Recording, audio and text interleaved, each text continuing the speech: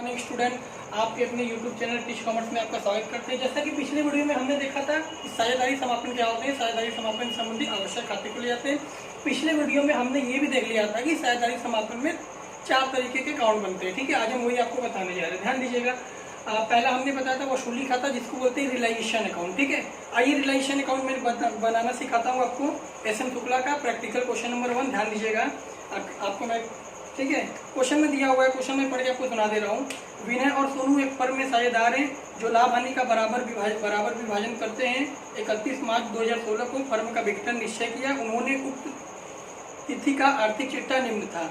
इधर आपकी संपत्तियां दी हुई है, क्वेश्चन देख लीजिएगा आपको, और इधर आपके दायित्व दिए हुए हैं। अब याद कीजिएगा मेरा पिछला वाला वीडियो का नमूना, ठीक है, कि इसके रियूटिलाइजेशन के डेबिट साइड और क्रेडिट साइड में क्या क्या चीजें आती है। हमने आपको बताया था इसके डेबिट साइड में फर्स्ट पे हेडिंग आता है आपका टू ऑल एसेट्स। एसेट्स यानी क्या होती है, जितने भी संपत्तियां होती हैं बैलेंस शीट की, सारे चीज को यहाँ पर दिखाते हैं। जैसा कि ये क्वेश्चन है आपके पास, इस क्वेश्चन की जितने भी एसेट्स होती हैं विदाउट कैश और बैंक को छोड़कर जितने भी संपत्ति होती है सारे को हम डेबिट साइड में दिखा देंगे। ठीक है, ध्यान दीजिएगा। तो आपका क्या क्या है, देनदार यानी डेप्टर हो गया, DEBTORS डेप्टर सबका हो गया 11,240 रुपये। स्टॉक हो गया आपका 12,125 रुपया। उसके बाद प्लांट हो गया, प्लांट एंड मशीनरी आपका हो जाएगा 10,635 रुपया। उसके बाद आपका आता है गुडविल आपका हो जाएगा 5,000 रुपया। इन सबको जोड़ेंगे तो 39,000 आएगा। ठीक है, यानी हमने इधर की सारी संपत्तियों को मैं इधर दिखा दिया हूँ। ठीक है, उसके बाद जब हम संपत्तियां इधर दिखा देंगे तो हमारे बचा दायित्व। अब दायित्व में कैसे, ध्यान दीजिएगा कैसे करते हैं। यहाँ पर हेडिंग था, पिछले वीडियो में आपने देखा होगा कि बाई ऑल लायबिलिटीज,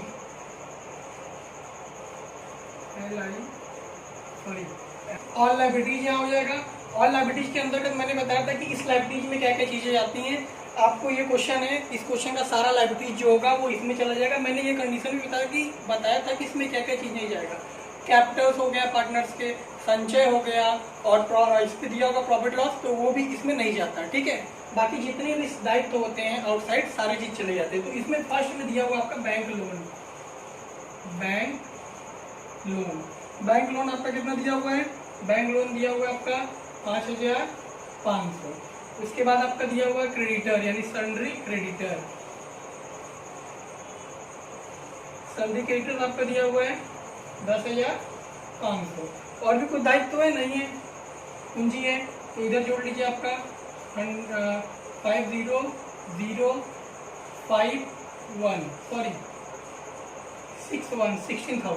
तो ये आपका हो जाएगा दायित्व। उसके बाद जब हम ऊपर की चीजों को भर लेंगे तो हम नीचे समायोजन पढ़ते हैं, ध्यान दीजिएगा। पहला समायोजन दिया प्लांट व मशीनरी से 9,000, स्कंद से 11,000 और विविध देनदार से 11,000 रुपये प्राप्त हुए, 11,500। ध्यान दीजिएगा। तो हमने बताया था जब भी संपत्ति से रियलाइज होगा तो उसको कहाँ दिखाएंगे, क्रेडिट साइड में, रियलाइजेशन के क्रेडिट साइड में। किस नाम से दिखाएंगे, ध्यान दीजिएगा, बाई कैश या बैंक के नाम से। तो यहाँ हम दिखाते हैं बाई कैश, अंडरलाइन कर लेंगे। इसके अंतर्गत क्या है, क्या क्या है सारी संपत्ति, इस ब्रैकेट में लिख दीजिएगा आपको रियलाइज, यानी कितनी भी संपत्तियां से वसूल हुआ। ध्यान दीजिएगा, फर्स्ट में आपका प्लांट एंड मशीनरी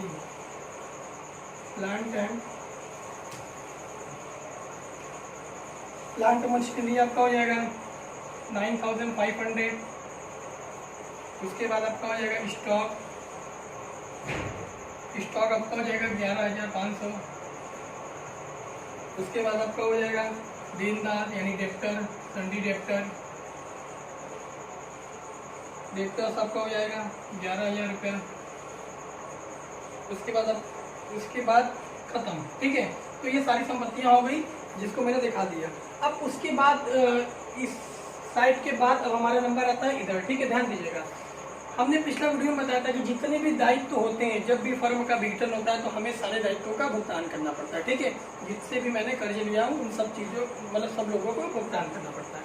तो जब ये दायित्व जब इधर दिया हुआ है, इसको अगर पेमेंट करेंगे तो टू साइड में किस नाम से, कैश, कैश लाइन खींचेंगे, ठीक है। अब यहाँ पर लिखेंगे लाइबिलिटीज पेमेंट, ठीक है, ध्यान दीजिएगा। अब क्या क्या पेमेंट कर रहा है, अगर देखिए अगर बैंक लोन और सिंडिकेटर अगर समाजन में दिया रहे तो भी करते हैं और न दिया रहे तो भी हमें दायित्व का पेमेंट करना पड़ता है। अगर कोई सूचना न दिया हो तो भी हमें ये सारे दायित्व को डेबिट में करने होते हैं, ध्यान दीजिएगा। तो यहाँ पर दिया गया है लेनदारों को 525 रुपये छूट काट के भुगतान किया गया। तो आइए लेनदार को 525 रुपये घटा लेते हैं, ध्यान दीजिएगा। लेनदार आपका कितना है, 10,500 रुपया है। 10,500 रुपये लेनदार हमको पेमेंट करना था, लेकिन 525 रुपये हमको क्या मिला, डिस्काउंट मिला। 525 रुपये डिस्काउंट 5 हो जाएगा, 9 में से 2 गया 7 हो जाएगा, 14 में से 5 गया 9 हो जाएगा, 9 हो जाएगा। यानी कितना हो जाएगा हमारा, यहाँ हो जाएगा आपका सन्ड्री क्रेडिटर हो जाएगा आपका 9975, ध्यान दीजिएगा। अब क्रेडिटर पेमेंट कर लिया तो उसके बाद देखिए इस क्वेश्चन में क्या दिया गया है, बैंक लोन का पूर्ण भुगतान कर दिया गया, सूचना बोल दिया गया। तो हमें भी क्या करना पड़ेगा, पेमेंट करना पड़ेगा यहाँ से बैंक लोन। हाँ, तो 5,500 रुपये आपका हो जाएगा, बैंक लोन हो जाएगा, ध्यान दीजिएगा। उसके बाद दिया है समापन व्यय। समापन व्यय को क्या बोलते हैं, डिसोल्यूशन एक्सपेंसेस, ध्यान दीजिएगा, डिसोल्यूशन एक्सपेंसेस कितना है, 1000। तो इन सबको हम जोड़ेंगे तो 16,475 आएगा, ठीक है। और कुछ सूचनाएं नहीं दी गई है। अब ध्यान दीजिएगा, अब हम रिलायशन अकाउंट को टैली करते हैं। हाँ, तो अब हम इसका क्या करेंगे, इसका हम टैली करेंगे अकाउंट, ठीक है। ध्यान से देखिएगा, अगर आप डेबिट साइड का देखेंगे तो डेबिट साइड का आपका ज़्यादा आएगा 55,475, ध्यान दीजिएगा 55,475। जब डेबिट का साइड ज़्यादा आ गया तो आपको पता होगा कि डेबिट ज़्यादा आता है तो लॉस होता है बिजनेस में। तो यहाँ लॉस को क्या कर देंगे, बाई PL ब्रैकेट में लॉस, ठीक, transfer to partner capital account. देखिए पार्टनर्स कैपिटल अकाउंट में इसके लॉस को ट्रांसफर कर देंगे। इसके लॉस कितने आ रहे थे, ध्यान दीजिएगा 55,475 आ गया। अब इसमें से हम इसकी क्रेडिट साइड का जोड़ के अगर घटा लेंगे तो हमारा क्या आ जाएगा, रिलायशन लॉस आ जाएगा। जो भी लॉस होगा दोनों पार्टनर को सुनना पड़ेगा। जरा देखिए कौन कौन पार्टनर है, ध्यान दीजिएगा। पार्टनर है फर्स्ट नंबर पर विनय, सेकेंड पर सोनू। तो ध्यान दीजिएगा कितने का लॉस हुआ। जब हम लॉस का कैलकुलेशन करते हैं तो हमारा लॉस आता है 7,475 रुपये। 7,475 रुपये जो है तो दो पार्टनर है, दोनों पार्टनर को सहना पड़ेगा। तो इसका आएगा आपका हाफ हाफ। दोनों क्वेश्चन में बोल दिया कि बराबर साझेदार है, तो 37, ध्यान दीजिएगा 37.5, ठीक है। इसको जोड़ देंगे तो हमारा आ जाएगा 7,475, ठीक। तो दोस्तों ये हमारा लॉस आ गया। अब इसके बाद ये आप राइट डाउन कर लीजिए। तो इसके बाद मैं आपको पार्टनर्स कैपिटल बता दूंगा। हाँ, तो दोस्तों अब हम रिलेशन सीख लिए, अब हम जाते हैं पार्टनर्स कैपिटल से। ध्यान दीजिएगा पार्टनर्स कैपिटल कैसे बनाते हैं।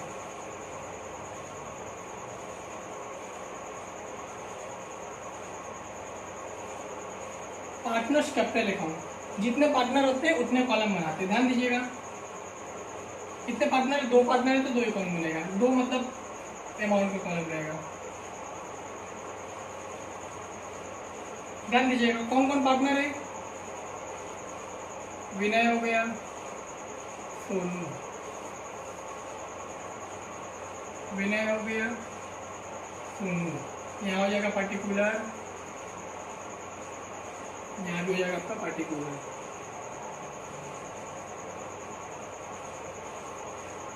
ध्यान दीजिएगा पार्टनर्स कैपिटल को कैसे करते हैं, ठीक है।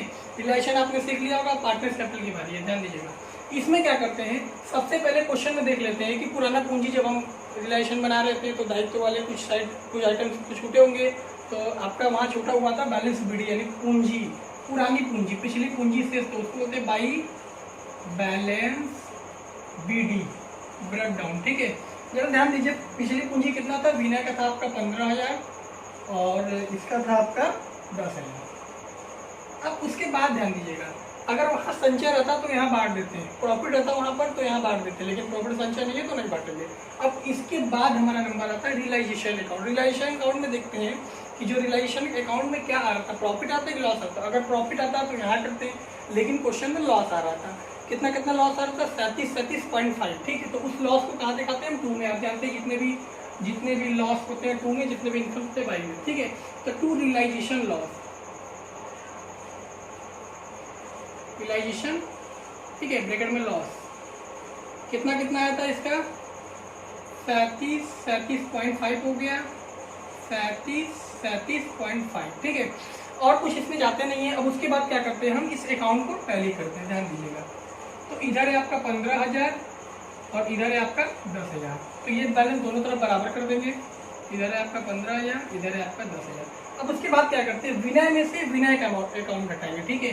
तो जो अंतर आएगा उसको कैश, जो अंतर आता है उसको कैश के नाम से दिखाते हैं। ध्यान दीजिएगा, विनय का 15 में से 37.5 अगर माइनस करेंगे तो आपका आएगा 11,262.5। अब इसी तरह 10,000 है, इस 10,000 में से सोनू का माइनस, मतलब सोनू में से सोनू का माइनस करेंगे तो आपका आएगा 6262.5। ये आपका जो अंतर आता है उसको कैश के नाम से देखा जाए, ठीक है। उसके बाद यहाँ से इसको क्लोज कर देंगे। अब पार्टनर्स कैपिटल बन गया। इसके बाद आपका नंबर आता है कैश अकाउंट। ध्यान दीजिएगा कैश अकाउंट कैसे बनते हैं, इसमें ये सबसे आखिरी अकाउंट है। अब कैश अकाउंट कैसे बनते हैं, कैश अकाउंट एकदम सिंपल वे में बनते हैं, ध्यान दीजिएगा एकदम। सबसे पहले यहाँ पर आता है, याद कीजिए संपत्ति, जब हम ऊपर छोड़े थे कहते कि ऑल संपत्ति रिलेशन में लिखते हैं विदाउट कैश और बैंक, तो वहाँ का जो कैश छूटा हुआ तो यहाँ आएगा, किस नाम से आएगा, to balance BD, balance BD. वहाँ का कैश कितना छूटा हुआ था, क्वेश्चन देख लीजिए जरा आप लोग, वहाँ कैश छूटा हुआ था आपका 2,000 रुपये, ठीक है। उसके बाद आपका आता है, आप रिलाइजेशन अकाउंट बनाएंगे। रिलाइजेशन के जितने भी कैश होते हैं वो सारे इधर जाते हैं, अगर क्रेडिट रहता है तो डेबिट जाता है और डेबिट रहता है तो क्रेडिट जाता है। रिलाइजेशन का कैश ध्यान दीजिएगा। तो रिलाइजेशन में जो भी कैश बने हुए थे, इधर बाई साइड में लिखोगे आप लोग एसिड्स, बाई कैश ब्रैकेट में रिलाइज, तो कितना रिलाइज हुआ था उसको 2 में देखेंगे। 2 किस नाम से दिखाएंगे, 2 रिलाइजेशन के नाम से, रिलाइजेशन अकाउंट, ठीक है। सॉरी, इसको ब्रैकेट मत लगाइएगा, रिलाइजेशन अकाउंट से दिखाते हैं, ठीक है। तो रिलाइजेशन अकाउंट ब्रैकेट में आप दिखाना तो दिखा सकते हैं एसेट्स, ठीक है। तो जरा देखिए कितना आया था आपका वहां से 32,000 रुपये। अगर एसेट्स को केवल आप एसेट्स को जोड़ेंगे, कौन सा एसेट, जो रिलाइजेशन का था, ठीक है। उसके बाद अब आते हैं, अब जरा ध्यान दीजिएगा, ये जो कैश अकाउंट है ये कैश है तो कैश अकाउंट में जाएगा ही। जब ये 2 साइड में दिया हो तो किधर जाएगा, बाई साइड में। बाई साइड में किस नाम से जाएगा, नाम से जाएगा, बाई विनय और बाई सोनू। तो बाई विनय, विनाश कैपिटल